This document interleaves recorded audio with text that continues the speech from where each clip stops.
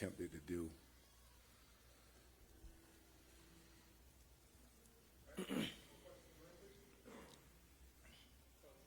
Yes.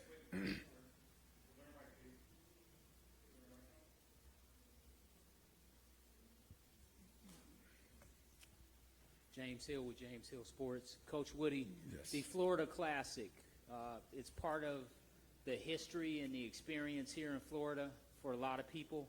Just talk a little bit about this. You've been a player and you're coaching it for the second year. Oh, it's special. I mean, having an opportunity to be from the state of Florida, both schools from the state, knowing, a lot of people, who played in this game. I mean, great crowd, like a homecoming type situation. I mean, it's what you sign up for, to play a game like this.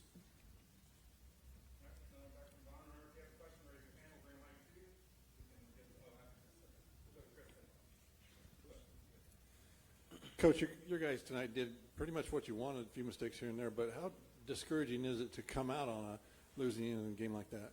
Well, I mean, like I said, the players' fault, coach's fault. It didn't happen for us, and that's the extent of it. Blame no one, make no excuses, and we didn't finish the way we needed to. And for the players, either one of you, so have games like you guys both did. How is it discouraging to see what happens on the scoreboard? Can you repeat that? Dan? Is it discouraging to have the type of games that both of you guys had individually? How discouraging is it to come out on the losing end? I don't know, man. We've been fighting all year. I'm not going to say we used to it, but I don't know. I think we took a big step in the right direction. That's how got a DP.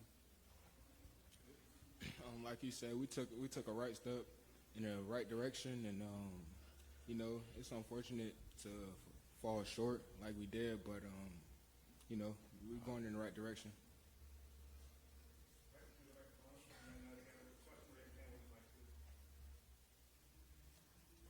This goes to the players. Sometime when a season is not going the way you want it to go, how difficult was it to keep your guys together and understand, listen, we've still got before us the biggest game of our season?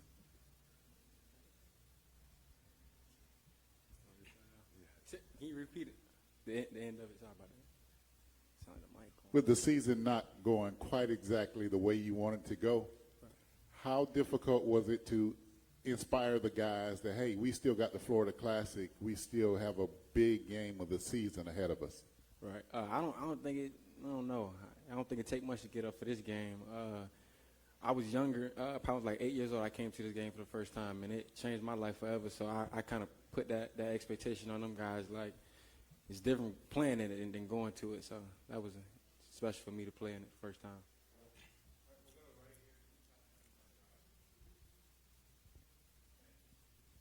I appreciate it, Coach. Keith Hadley, Fangs Up Podcast. This is one of your higher offensive productions for the season. Could you talk about some of the things that you were able to take away? I mean, you do lose a game, but can you talk away some of the positive takeaways for the Wildcat faithful? Well, being able to run the ball and then also getting the ball out on the perimeter, I think we did both of those aspects, and we, did it well. And I'm, like I said, proud of the guys progressing and not degressing.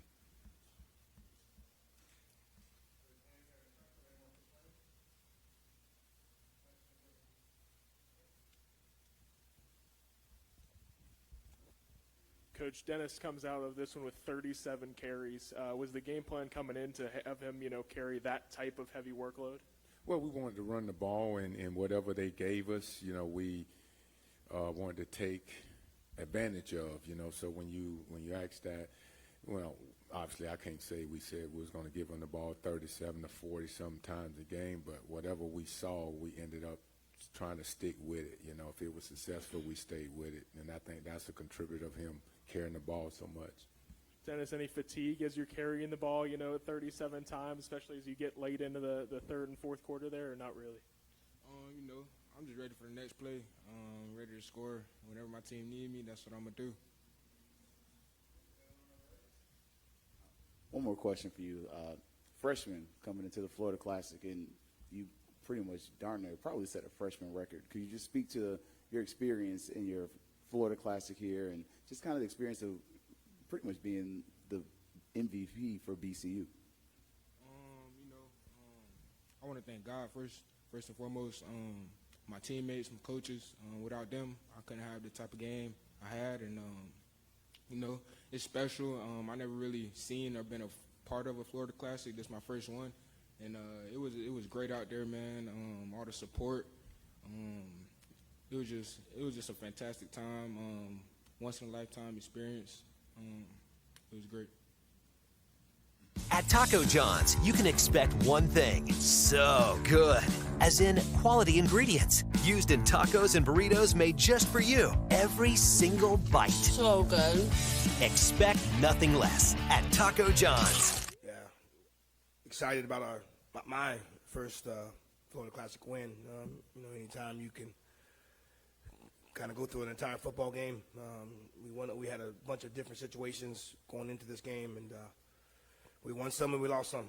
Credit to Coach Woody and his group and his staff for making us one of the best games I think all year. But for me, it was too damn close. But I think that we wanted to come into this week after making the play calling change on Sunday. We wanted to come in and run the football. That was the motto. Been talking all year about our offensive line being one of the tops in the conference, and we wanted to let them be the ones that were going to determine and dictate this football game. So, I said out there on the field, I wish we had about 6 or 7 different pieces of that MVP trophy because, some of our offensive linemen should have definitely received some of that as well. But credit to our team. We had a pretty tough week. Credit to my staff, tough week. Credit to Rattler Nation. I think we're going to have a much, much better week than we maybe had last week. But excited about getting the win. Put the game to bed tomorrow, and then we got to get ready for a very, very good Alabama A&M team on Friday afternoon. Hey, what's going on, Coach? Hey, what's up? First off, congratulations on the win. Thank you. And like you mentioned, you said you feel like it'll be a much better week this week. Of course, the last 2 weeks, they may have been maybe the longest 2 weeks of your coaching career. Talk about coming out, after 2 losses, all of the talk, all of the social media talk, all of the doubt, coming out winning FAMU's most important game of the season in the Florida Classic. Well, I didn't have to do all the talking. Everybody else was. So, but for us, just making our guys come in and work hard. Having a clear plan of what we wanted to do, and not shying away from it. We felt we had the ability to run the football with our backs. We thought Thad Franklin, who's been probably been one of the top backs for us all year, we thought he had the ability to do exactly what he did tonight. And then regardless of taking our foot off the gas or not, but we knew we could run the football against him. We did not want to shy away from that, and that was definitely what we were able to do tonight. Coach, talk a little bit about what it feels like just being able to come and get a win in the Classic following what you've been through. And this is just to follow up on Gerald's question, what you guys been through the last couple of weeks. What does it feel like at this point and having one more game to play? Well, we got a close group in there. I mean, I don't. To be honest with you, I don't know how much we've been through.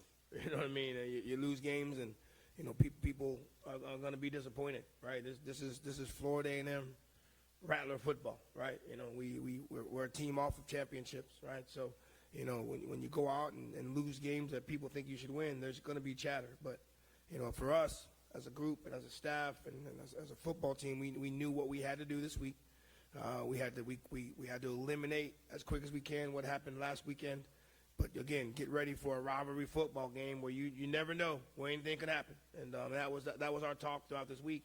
We talked about finishing strong with our senior class, and obviously, guys would tell us maybe some things would be forgotten by winning this evening. So, again, our hats off to our staff, our group, our seniors. Our guys executed the game plan to the best of their ability. And then we go out there and put 41 points on the board. So, I'm happy about it. We got to show up some things on defense, special teams wise. We got to make sure we stop giving short fields, but again, hats off to our offensive line, to our general right here, our quarterback to my left-hand side, and and to our running backs and the offensive staff. They did a great job this week.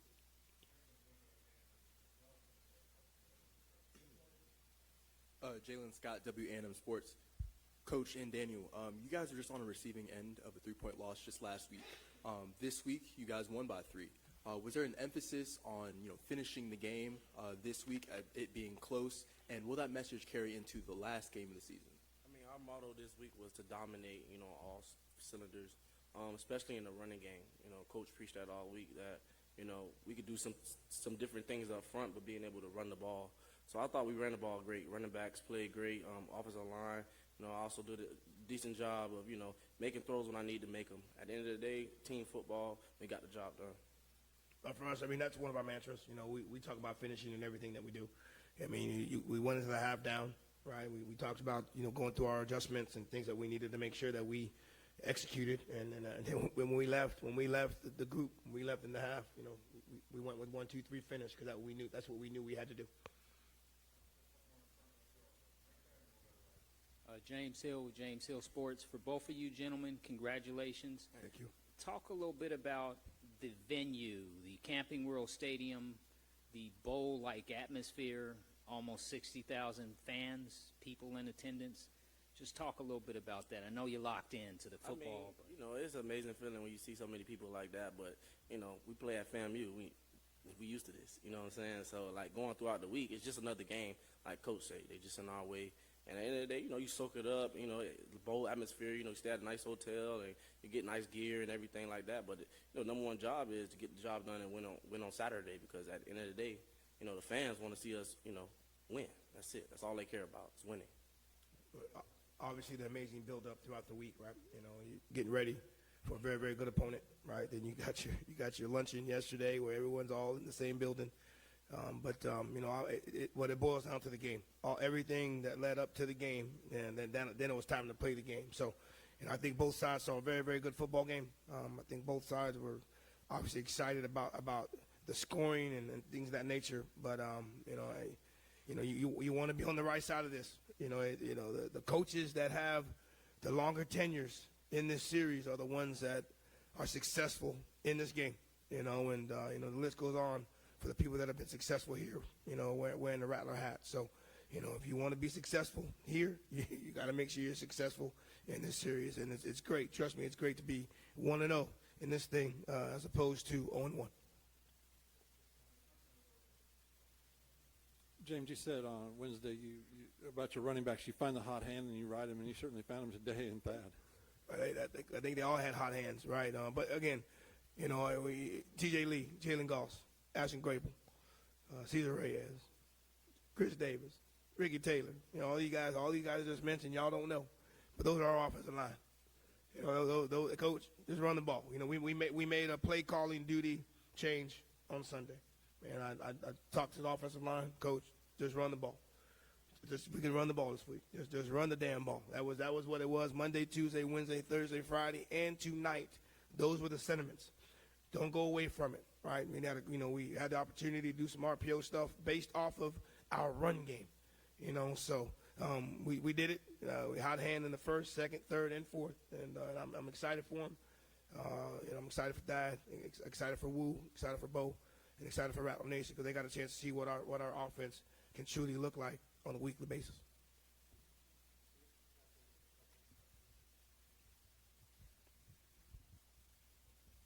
Appreciate it, Coach. Keith Hadley, Fangs Up podcast here.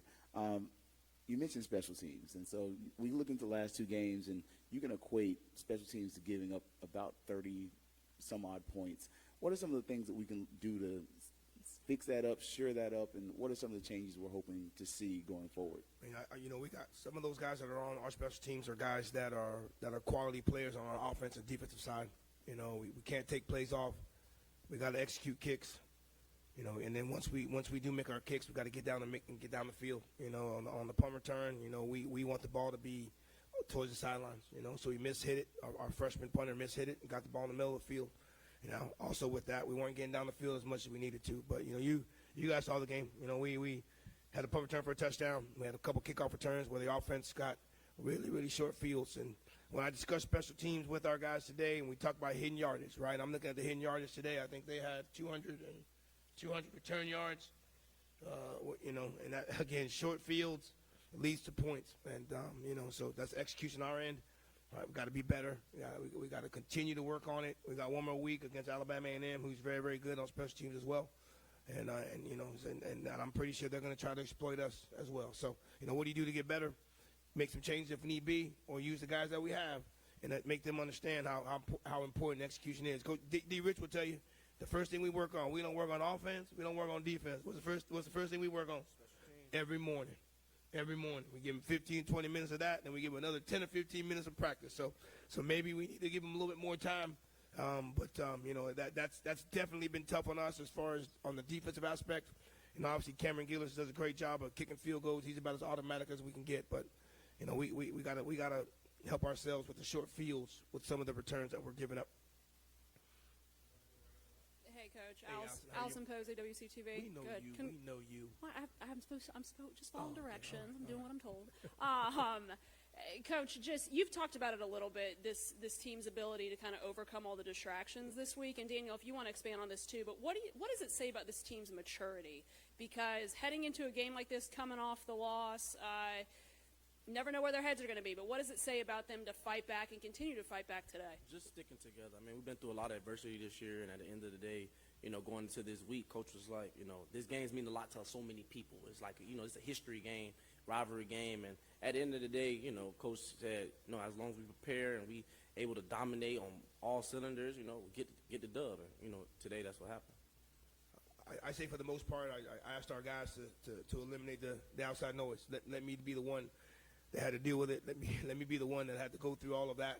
That's part of the job. That's part of having this job. And I think our guys did a very, very good job. Not just this week, but just throughout the season.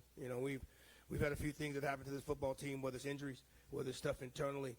But that's just, again, the maturity of our football team, of our guys, rising to the occasion with need be, and again, happy for them. I know that the guys, they don't want to just win tonight. They want to make sure we finish strong on the next one, especially for us having senior day. But, again, you mentioned it. We're a very, very old group. Jalen Goss, who's about 47 years old, going on his 9th year here at Florida A&M. So he's we got some guys that are really, really older. We got guys working on double masters right now. So that's how old our guys are. But the maturity level of our football team is really, really high, and it was extremely important for our preparation for this week's football game. Coach, when I was talking to guys over the week, it was certain guys who said this win right here will help move the program forward for years to come. And I guess Daniel could kind of attest this question as a guy who's about to play his last college football game next week. And, Coach, you can talk about this too. Talk about how this game specifically, the Florida Classic, and finishing strong against Alabama A&M, getting that 7-5 record will help the program and I guess help you as a head coach also moving forward for the rest of the season and beyond. I mean, coming here, we throughout this whole week, we ain't even say the word, Bethune. Like, it meant so much to so many people. And just, we had so many people talk to us just about the history of this game and what it means just for the program. Like, throughout the whole season, you want to, go have a great season, go to the Celebration Bowl, win a national championship. But just to win the Florida Classic means so much. And, the years to come, one day you want to be able to tell your kids a story that I played in the Florida Classic in 2024 and we beat Bethune. Like, that's just how it is. So you want to have a story to tell. Well, you want to end on a good note.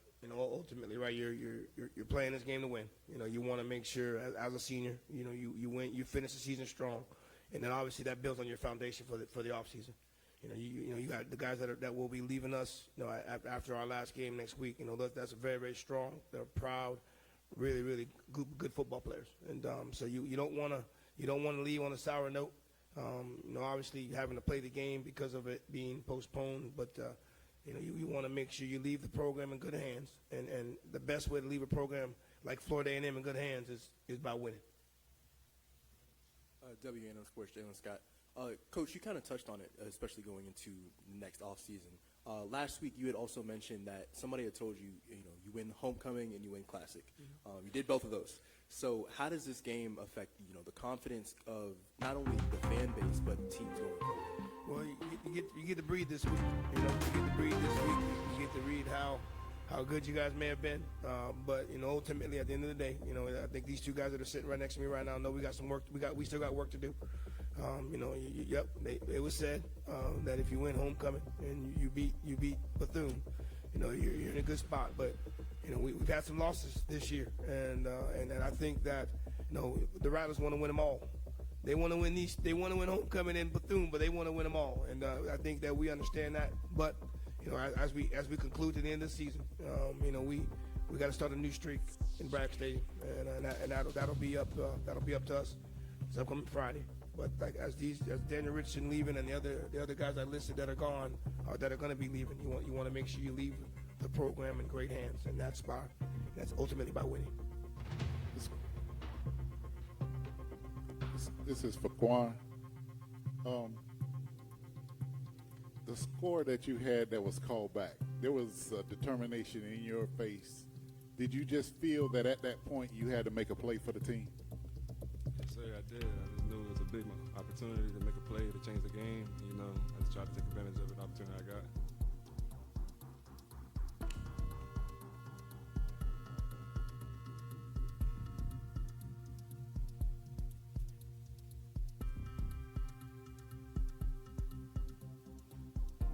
Question for Quan and Daniel. So, two-part there. So, Quan, welcome back.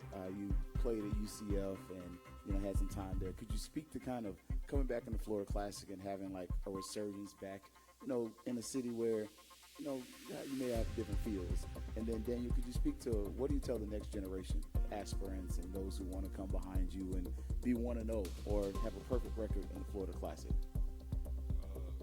Well, just me personally, this game personally, I've been growing up coming to this game. Like when I actually attended UCF, I came to this game, and just playing in it, it's a dream come true, And it just, it's unbelievable. We win, we get to celebrate, finish the season strong, and on top. Being blessed in this position, just to play, at Caesars University. When you get your opportunity, you run with it. And when I preach to young guys, be disciplined. Listen to your coaches, because at the end of the day, they're here to help us. Not just on the field, but off the field. At the end of the day, it's bigger than football. And this program, we have great programs, just in the school. So at the end of the day, when you come to FAMU, come here to be a winner.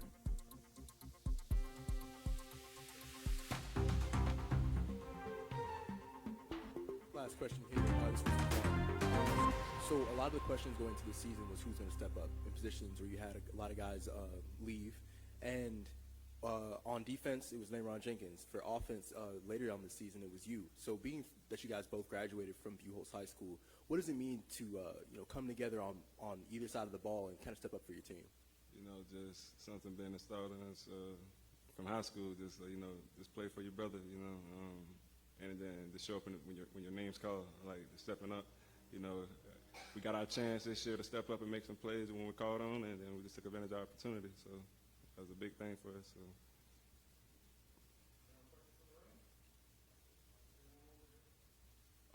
This for coach and this for anybody. Next week, senior day, Dan Richardson. I know it'll be a very emotional game, your final game in Bragg. I know you only spent a year here at FAMU, but I'm sure it was a rewarding one for you. And coach, also kind of sending off your first class of seniors. Talk about that a little bit, the emotions, and like you said, you want the new streak in Bragg to start this Friday coming up. Basically, we just want to leave off on a good note, especially senior class. Guys I transferred in with, and guys that seniors now. Start a new streak in Bragg, and I just want to leave a good note that I was a great leader on this team, and I was just a great person overall throughout this whole university, and I want everybody to know that.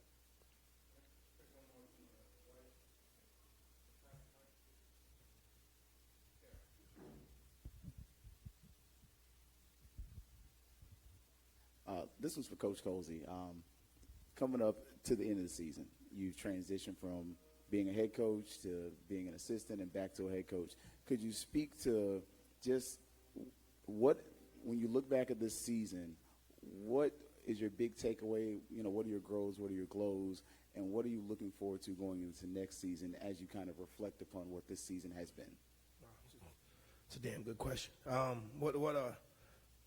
Well, the season's not over yet, you know, so I think for us, for me personally, right, you know, making sure we put this game to bed properly, right, you know, we've had some changes, right, internally, and, you know, and we put the game away, or put the game to bed, right, we've done it a certain way. Now, you know, possibly we have some new guys right now that are doing some different jobs, and I want to just make sure, because we got a short week, right, so everything that we've poured into this game and all the corrections that we need to make, we need to address them. You know, and I just because of some of the internal changes we have, I want to make sure that we do that the right way. You know, now, you know, we got Thanksgiving that we have to make sure that we take care of these guys with, right? Then we got to play on Friday, so it's a little bit of a different week for our guys. So just making sure we get them past tonight, but then getting them ready, you know, for this for this big time football game that we have this upcoming Friday. Because again, I'm going to answer your question at the same time, Jerry, as far as it being senior day. We got a great group of guys that need to be, you know, they need to end this thing properly. And they put a lot of blood, sweat, and tears into this, a lot of years into this, you know, championships, rings, and it's just important that it's just important to me, it's important to them that, you know, their final moment in Bragg Stadium is a win. So, you know, ask me that question that you asked me that after Friday, and then I can probably give you a better answer, because my main goal right now is getting these guys properly, getting them ready for Friday. I think that's going to be extremely important, but also them understand Thanksgiving and making sure that they eat and do all the things that they need to get done throughout this week. So give me till next week so I can answer that question thoroughly for you.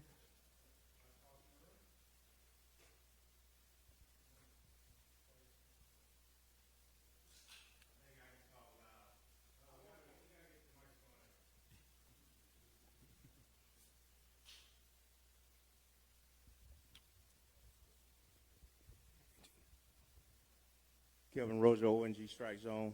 Coach, talk about, you had a new play caller today. We had almost 500 yards of offense.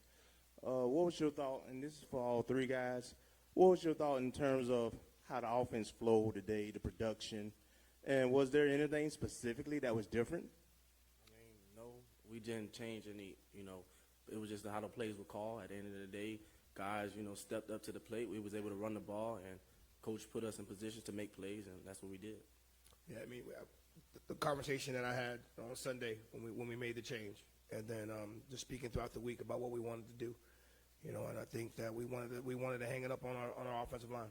You know, we've for the most part, I thought we've had the best offensive line throughout the year, and I know at times it might not have shown it, but you know, we got a very, very good group of guys up front, senior group. Guys that took a lot of pride into this, and as our conversation throughout the week was, hey, let's coach, make sure we're running the football. You know, even tonight, right? Even tonight, you know, there was some maybe, you know, an inkling that we might get away from it. No, we let on the headset, keep running the football, because it also opened up our passing game. You know, and so, you know, again, a little better rhythm. I feel. You know, I think it was 305 on the ground, and you know, D. Rich is gonna be mad at me because we only threw for 180, but you know, 305 on the ground, 180 in the air, so you're close. It's 485. I think, you know, you get 485 and you score 41 points, you should be in have a pretty good opportunity to win a football game. And you know, so again, I think I mentioned it earlier. We had one trophy for the MVP, but I think our offensive line should be chipping off some pieces, getting some of that themselves.